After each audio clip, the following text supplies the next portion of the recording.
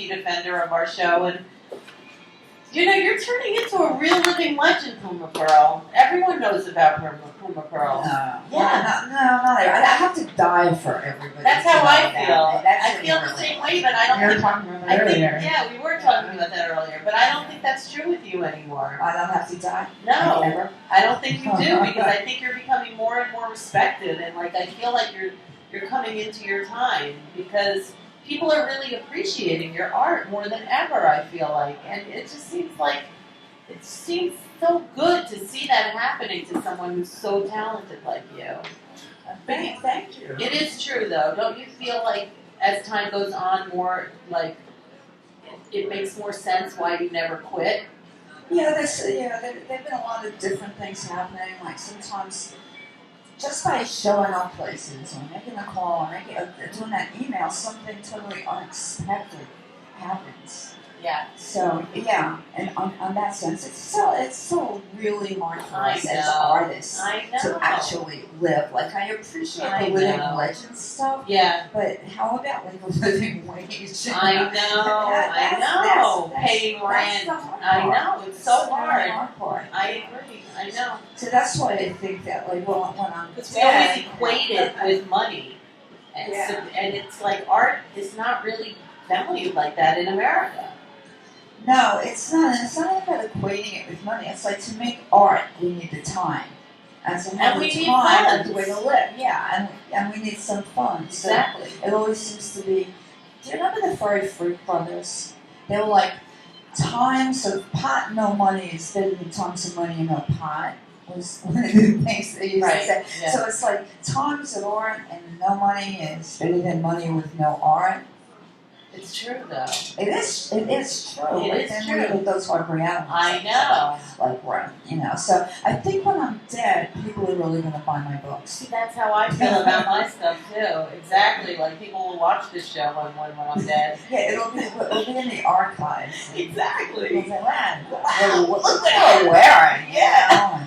What is it that holds us back from, like, feeling like that fullness can happen when we're alive? Well, I feel pretty full.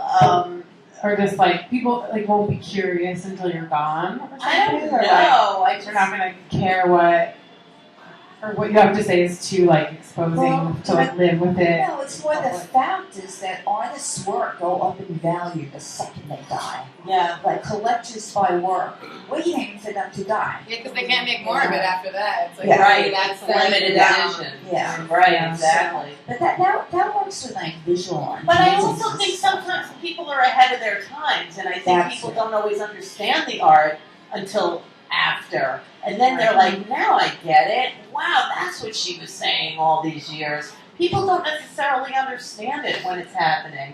It's like hindsight is 20/20. I don't feel like I'm ahead of my time. I feel like I'm right in my time. You know, I feel like what I write, what I do is very, very immediate. Yeah. And it's about what's going on now. It's not very surreal. It's only looking into the future in a kind of apocalyptic way that is not that rare. Which is kind of scary. Yeah, but it's also part of our culture, those kind of apocalyptic visions. So yeah.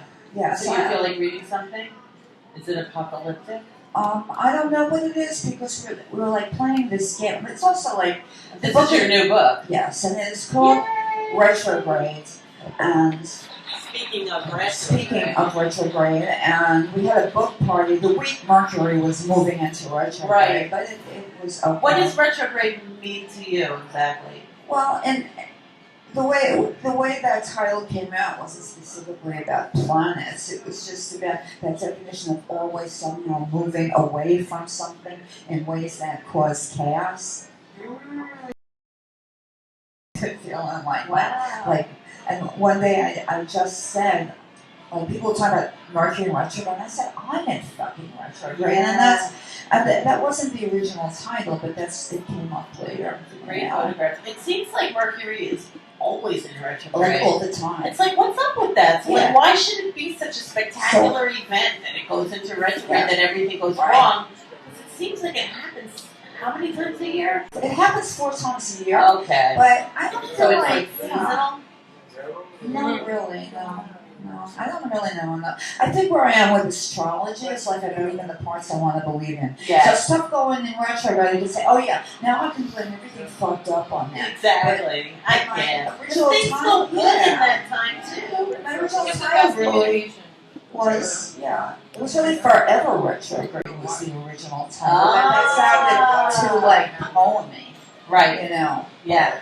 Yeah. So how many pieces are in this book? I think there's 76 or 78. Wow. I didn't count, it was Right. reviewed and the reviewer mentioned it. Oh, Yeah. interesting. 76, I believe. Wow. All right, so let's read something. Okay, and then- so we were playing this little game with this book online, and somebody called it the Magic 8 Ball of poetry books because everybody was opening it randomly and coming up with something that really fit them, like when you pull cards, like I Yeah. was at some spiritual thing the other night, and it's like every card you pick is like, oh, how did it know? sort of. Right. So I stuck an invite to my next show in here randomly, Yay. which we could talk about after, which crew is in. Finally. That will be PuMa Cross Pandemonium at the Bowery Electric Back Room, Yay. June 27th, 7 o'clock.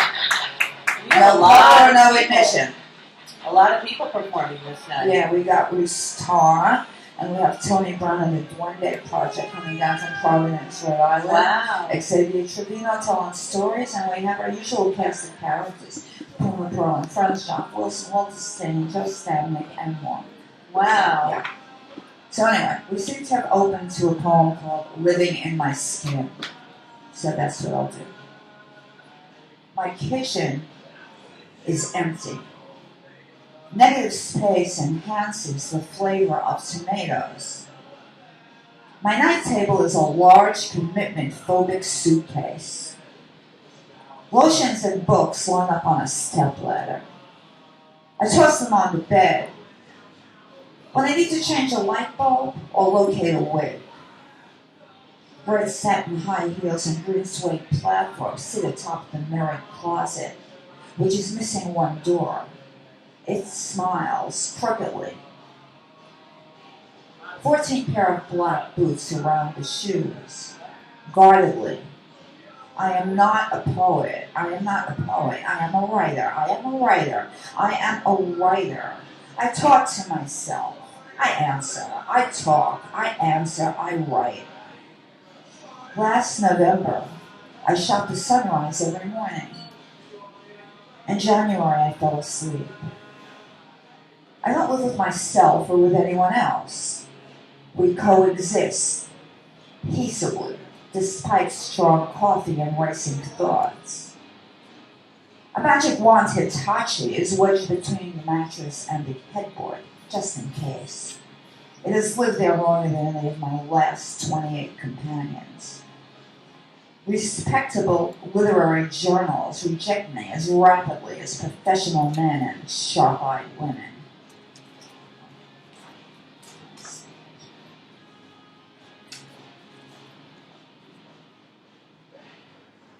I read poems about Cozumel and Chihuahua while writing about Coney Island and feeling salt rain. My bedroom is lined with knives and smiles. I killed a large water bug in the living room. There are no such things as water bugs, I'm told. Then what did I kill? A man on the 14th floor jumped from his terrace. Maybe he was scared of the water bugs. Oh my gosh. So, PuMa, like, when you're writing a poem like that, does it go through a lot of edits?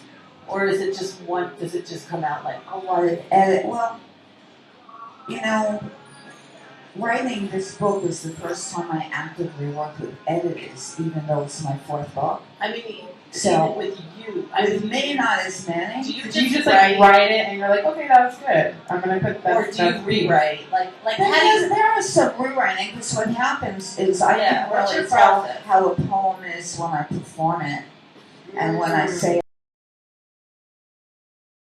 I forget certain parts, Then it probably becomes didn't that. need to be there. So yeah, Right, so, that's how a song yeah. is. Exactly. and then I go back and I say I made a mistake. I used these Yeah. words too many times. So I don't have any particular number of edits. Like one poem may be exactly as is, and another poem, just like a song. or it may change a year later. It may Right. change 2 years later. When I look at it again, I pretend I'm going to do it, and I'm like, wait a minute, I'm like, what is this? But with the editors, there was a lot of conscious editing. Interesting. And did you agree with most of it? Or were you like there were questionable about some of it? there were a couple of things I really didn't agree on. I agree with most of it. Most of it made the poem stronger, and the ones that I they're objective, not emotional. Is that yeah, and they're looking. It's an editorial eye, Yeah. which is what you want. Exactly. And I also had an external editor, but sometimes even though there's an editorial eye and objectivity, somebody may just not get something. right? I tend to be that person. You tend to be that person. Yeah, that I don't get something. I have to We like. all feel like I don't get that. I just gotta wish I got that. Yeah. Yeah. But when you get it, it's like, woo, you know? Yeah. Like when a poem you know is done, like you get this feeling like, wow, it's done. Like sometimes I just feel working on songs, like some of them just come like, bing, you know, like done, like in one little package. Some of them take like months because you might get one part and then you just never can like It's figure not out. like that with poems. It's No. like that with a book. I mean, it's not like that with poems for me. Okay. But everybody's different. Yeah. I mean, some people work on a poem for months and months, and they may wind up with a better poem in terms of form-wise. And But like when it's done, you have this feeling of like. That was you know my it's first done. actual question that I wanted to ask. I was like, how do you know? It's like, that's done. Yeah. when it's done, it's done. You feel oh, it, you know, right? it's done. Yeah. Like a lot of poems have an unfinished quality that I may go back to later, like they just stay Like in they the evolve. computer. So what do you think a water bug is? Oh, they told me there was no such thing as water bugs. So then what are we believing? That those are just mega, like, cockroaches on steroids? Well, it's kind of metaphorical. Like you would see things that we're told don't exist. We're scared of things or creeped out by things, and then someone says that doesn't even happen. You know, so a lot of what goes on really is in our minds. Well, that's most things, Right. isn't it? So yeah. So does it exist? I mean, maybe for me it does. Maybe for the man on the 14th floor. Do you know that 2 people in my line in my building have jumped out of their windows and killed themselves? Since I lived there? Isn't that weird? Yeah. Terrible And I'm on the 13th floor, so I mean, if anyone should be jumping up. They have number 13 Yeah. in your building? They do. In my building, they don't. Yeah. Which is so Wait, stupid to somebody me. does I always think that, like, what do you think 14 is not really 13? It's like 13 in disguise. Is Well, that like? but that's like the water bug. That's what I was just going to say. It's like the water bug. Yeah. Exactly. Yeah. I know. Do you have a 13 in your building? Well, I was raised on a 13. On the 13th floor? No, on a like the number of my house was 13. Oh. There you It go. was pretty. my I mean, family's it's like, lucky yeah, number. I like 13. Yeah. It doesn't scare me. 13 is good. Yeah. So we don't have 13th floor, but we have apartment 13. We have addresses with 13. Like sometimes it matters, and sometimes I feel like they do it probably in like real estate where they don't want to like turn somebody off just in case. It's like fine. Like well, the I- safety. and that's true, because when I got my apartment, you're always shown 2. This is in the Mitchell-Lama buildings. So I was shown mine, and I was shown one in the building directly across, which was also on the 13th floor. Mine was nicer. That 13th floor apartment stayed empty for years because Wow. it seemed to be always the second one, Wow. and everyone else took a different one. Wow. Yeah, and it was 13 years. That's why 13 gets a bad rap because then it becomes haunted. Yeah, It's like you- self-fulfilling Like you prophecy. make it manage, and I haven't had bad luck in that apartment at all. Good for you. 13th floor in line. Good for you. Yeah, I think we make our own luck anyway. In many ways, right? Yeah, To exactly. a large degree, you I know. So what's something lucky that's going on with you now? The book is a lucky thing. Well, I don't consider the book a lucky thing. Okay. Because the book, It's hard work. Yeah, the book was like so. You know, it's a funny thing with luck. Like people tell me, well, I was lucky I got my apartment. You know, that I have an affordable apartment. But I actually like read the ads for like 12 years, Right. and sent in a postcard for But like, isn't there- every opening. So Yeah. you There know, is that's a saying, work I that think, goes hard work into creates luck. luck or something like that. And making those connections. I think I actually have a poem in here about luck called Oh, let's hear it. Chance Happening. You know where it is? Well, maybe I'll just tell you. Okay. The point of the of this poem is that it mentions different viewpoints on luck, you know, and then. And like my grandmother saying, "I luck. You want lucky? I'll give you a nice piece of chicken. You'll be lucky." You know. And then I go to like this sort of burlesque show, and this amazingly hot girl, you know, this killer body, which is probably not luck, but she probably works her ass off for.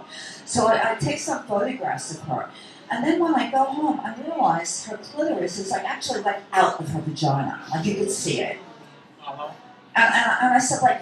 I need a road map and a searchlight, and this fucking beautiful girl is just like, you know, It's right there. yeah, like right there. And I said, that's luck. That's luck. 'Cause that has nothing to do with skill or your belief system, you know. That's funny. Yeah. So that's luck. Where your clitoris is luck, and I guess for men, big or small, luck, right? You're born with these things. I heard it doesn't matter if they Oh know yeah. what they're Who'd you doing. hear that Did you hear from? about the world's New York City's smallest penis competition? Oh, That just took really? place? Yeah. I think it was like I'm last loose. weekend.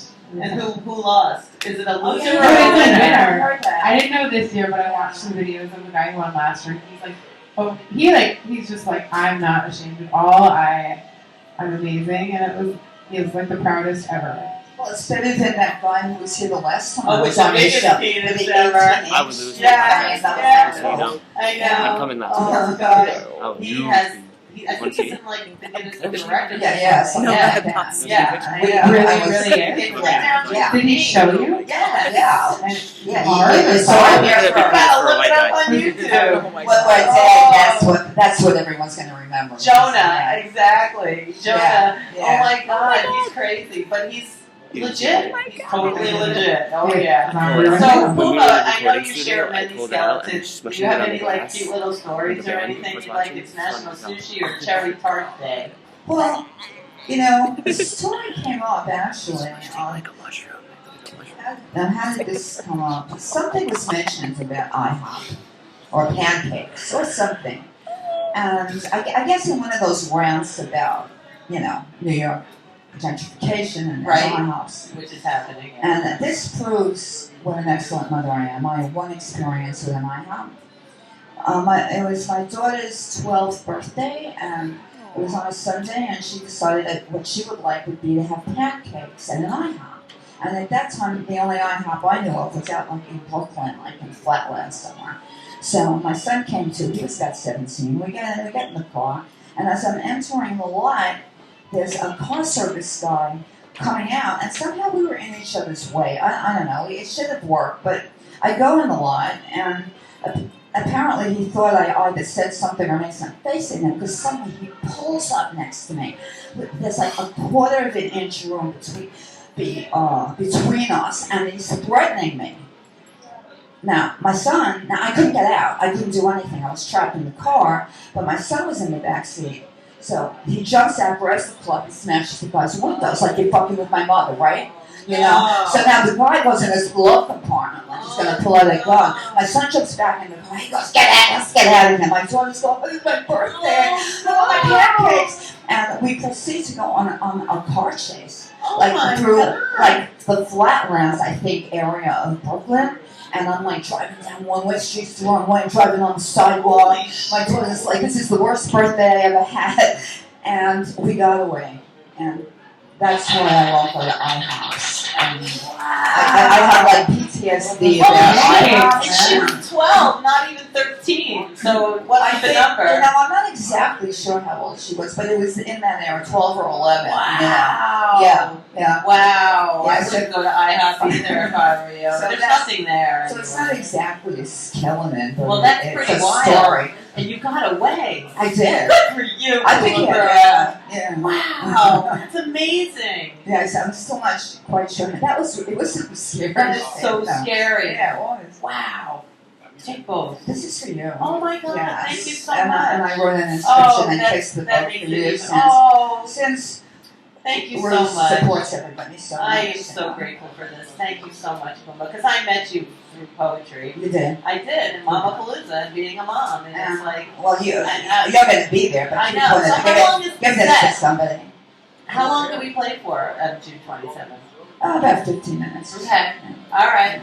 So 15 minutes of fun. Yes. There you go. It Well, never hopefully ends. 3 hours of fun. 3 hours. 7 o'clock, June 27th, celebrating PuMa. I'm so happy I get to be a part of it. And would you like to push a button? Sure.